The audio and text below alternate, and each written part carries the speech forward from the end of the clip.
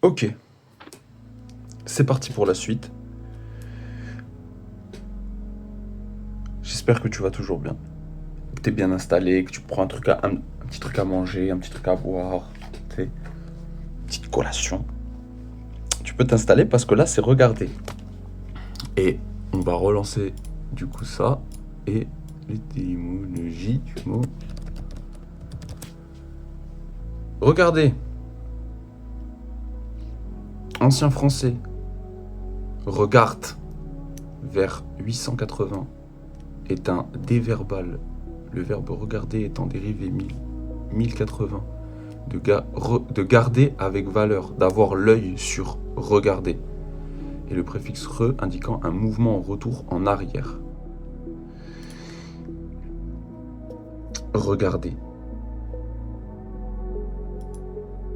Attendez, je suis navré. Je regarde quelque chose. Vous allez voir, regardez, ça va être super. Faut juste que je regarde quelque chose.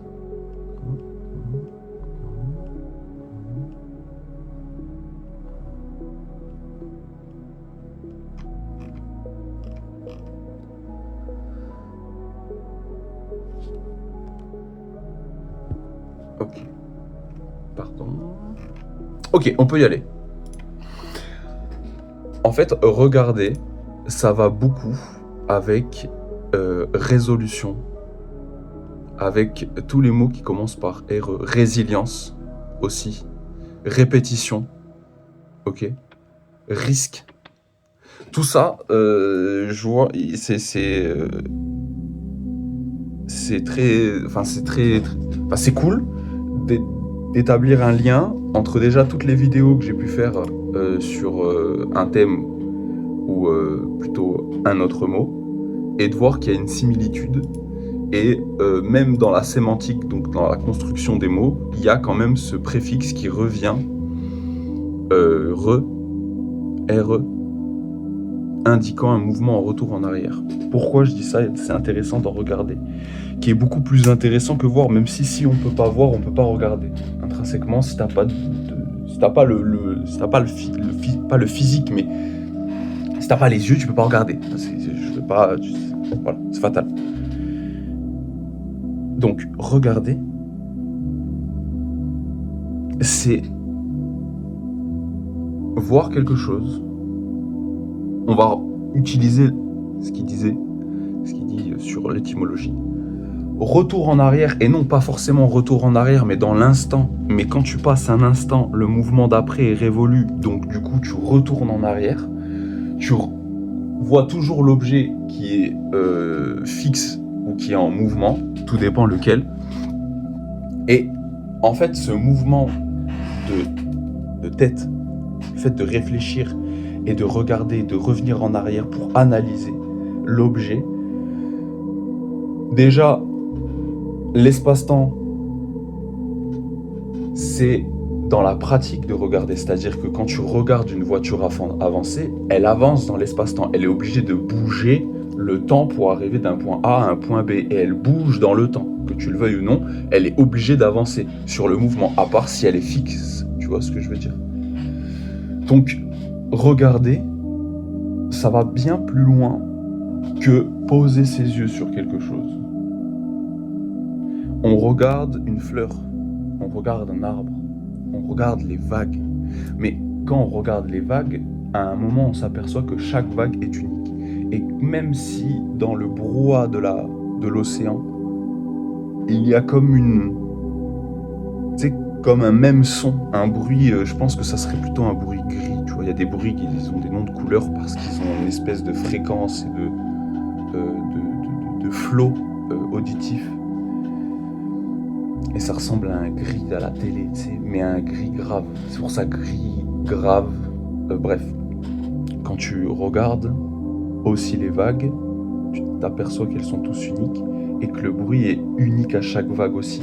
Elles font pas le même bruit, mais en même temps elles font le même bruit, tu vois. Il y en a qui se créent, il y en a qui moussent, il y en a qui s'écrasent, tu vois ce que je veux dire. Et bah ça c'est regarder.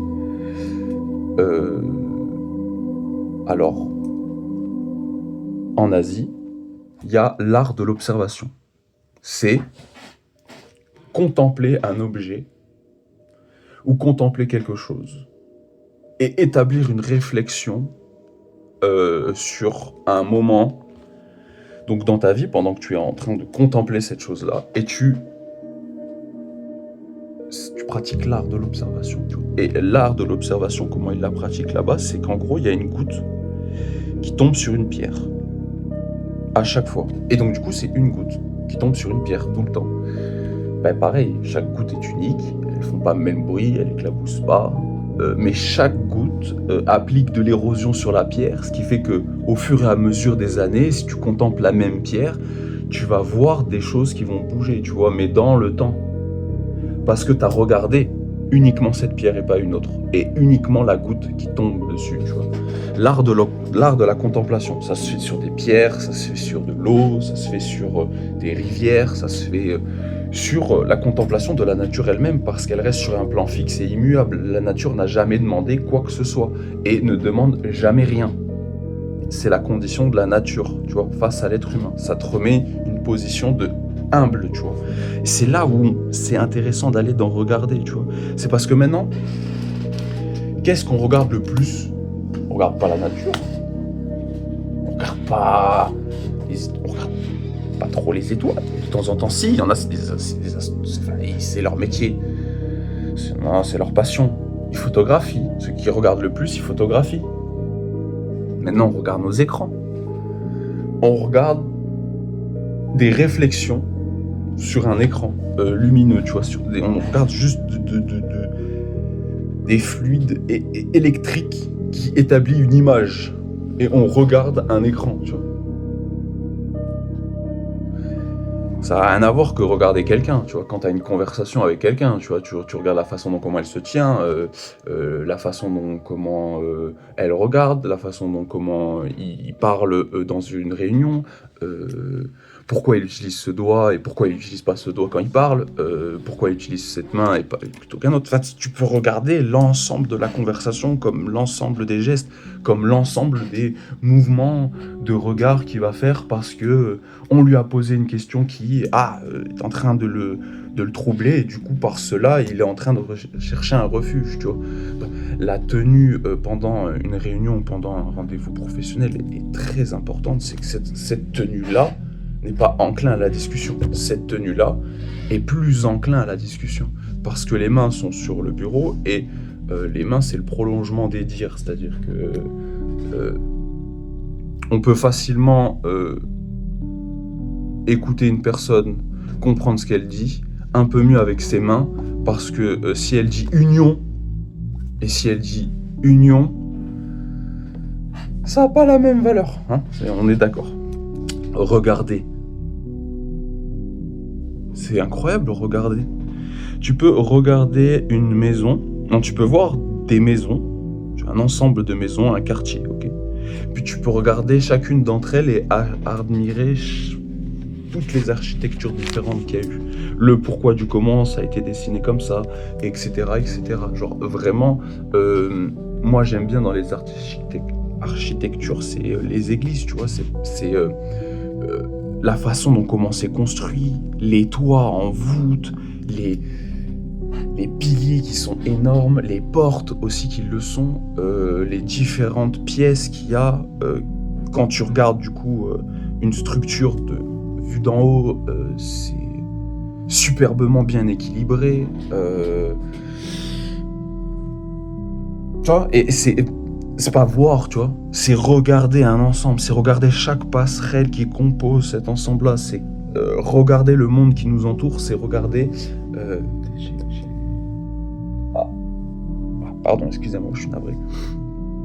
C'est regarder chaque petit ensemble qui correspond à un monde, tu vois, qui correspond à une unité, à quelque chose que toi, t'as envie. Parce qu'on regarde avec nos yeux, tu vois, on regarde avec notre cœur, on regarde avec notre tête, on regarde plus avec les mêmes filtres qu'avant, tu vois. C'est pour ça qu'on dit que les enfants, quand ils regardent le monde, ils les regardent avec des yeux purs, tu vois. C'est magnifique de pouvoir regarder un enfant qui regarde le monde, tu vois. Parce que dans ses yeux, il y a aucun jugement du monde qui a été transmis à cet enfant. Il n'y a que les parents qui sont à même de donner une éducation des enfants. Et du coup, après, ils appliquent les filtres parentaux sur leurs yeux et ils voient le monde comme ça, tu vois. Mais un enfant de base, tu vois, 4-5 ans, tu vois, quand il va au zoo pour la première fois, quand il voit la mer pour la première fois, la neige, ou je sais pas moi, le parc d'attractions, les fêtes foraines, les jeux où tu dois choper la peluche avec la pince, les yeux ils sont émerveillés, tu vois, il y a plein de lumière, il y a un regard qui est plus du questionnement et de la curiosité que du jugement et de l'orgueil, tu vois. L'orgueil et le jugement, ça vient après parce que on est dans un monde qui est très dur et par tous les biais qu'il y a dans ce monde, tu regardes et t'analyses énormément de choses. Il faut pas le faire excessivement, toujours trouver une balance, tu vois. Quand je parlais de dualité, tu vois, de trouver une simple balance où des fois tu peux juste regarder sans faire quoi que ce soit, tu vois. Il y a une pratique philosophique qui est le stoïcisme. Tu dois regarder tes sentiments sans les saisir énormément, tu vois. C'est ça en fait le truc, c'est regarder ses sentiments. Tu vois. Regarder ses sentiments maintenant. C'est, tu vois, on peut aller très loin, tu vois, quand on dit regarder ses sentiments, quand la rage, le fait d'être enragé te saisit, c'est excessivement difficile d'avoir un pied de recul et de dire oh là attends, je suis en train de peut-être surréagir. Non, parce que possiblement tu viens de faire un accident, possiblement tu viens d'écraser quelqu'un, ou possiblement par le biais d'une autre personne il s'est passé ça, ou moi je sais que l'injustice par exemple, c'est quelque chose qui peut m'enrager facilement, quelque chose que je ne comprends pas face à une situation d'injustice. Je réponds plus de rien et je suis complètement fou, c'est pas ça que je veux dire, c'est que c'est difficile dans les sentiments qui sont extrêmes de pouvoir regarder ce qu'on fait, parce qu'on est tellement dans le présent et nos sentiments sont tellement pris d'assaut par l'ensemble finalement du monde qui à un moment précis s'abat sur toi, que c'est fini, tu vois. Mais c'est ça qui est beau, c'est que tu peux décider de regarder, tu vois. Tu peux marcher dans la rue, ok. Tu peux voir quelqu'un tomber, ok. Tu peux regarder la personne qui va l'aider, et tu peux regarder toutes les personnes qui ne vont pas l'aider. C'est complètement deux choses différentes. Tu ne vas pas avoir le même sentiment. Tu vas pas avoir la même chose qui te parcourt. Tu peux décider aussi où tu regardes. Donc tu peux choisir tes combats et regarder là où tu veux combattre. Entre guillemets combattre, je dis... on a tous des combats qu'on mène, tu vois, chacun. Et c'est ça, le but. Enfin, le but, non. Le but, c'est d'être en paix et d'être bien, tu vois.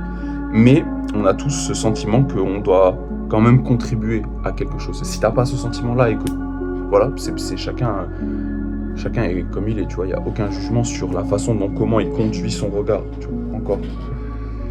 Parce que c'est ça, tu vois, il y a des causes qu'on va plus donner du regard dessus, tu vois, parce que ça nous est cher, tu vois. Et c'est chacun dans son équilibre et dans sa vie et dans son moment va réussir à trouver où poser son regard, tu vois. Encore la différence entre voir et regarder, tu vois. Cette différence, elle est palpable dans le spectre de voir et le spectre de regarder. Et encore ce retour, quand on reprend l'étymologie, avoir l'œil sur regarder, c'était quelque chose qu'avant, on regardait quelque chose, on l'avait sur soi, tu vois. Et maintenant, le fait de l'utiliser comme le fait de regarder en indiquant un mouvement en retour en arrière, c'est parce que le temps est révolu en ce que tu es en train de voir, hein, et ce que tu perçois à l'instant T, il y a du temps qui s'est écoulé. C'est là, vraiment, à ce moment précis, tu vois. Il y a des moments qui sont très précis.